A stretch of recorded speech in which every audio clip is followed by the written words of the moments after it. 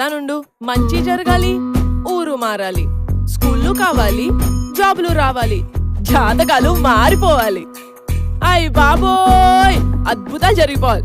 ఏదేమైనా గాని ఓటు మాత్రం అమ్ముకు దబ్బాలరా. అంటే శివరాఖరికి ఏమంటారండి ఇప్పుడు? డబ్బిచ్చేటోళ్ళని మింగ ఓట్లం మెట్టోళ్ళని మింగ 5 ఏళ్లకు అమ్ముడు పోయే గొర్రె మందల్ని మింగ.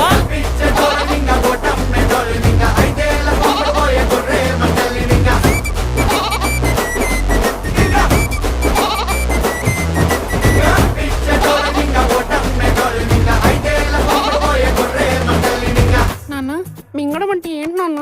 ఇప్పుడు డబ్బులు తీసుకుని ఓట్లు అమ్ముకున్న వాళ్ళందరినీ నమ్మిలి మింగేయాలన్నమాట. నమ్మిలి ఓకే నాన్న.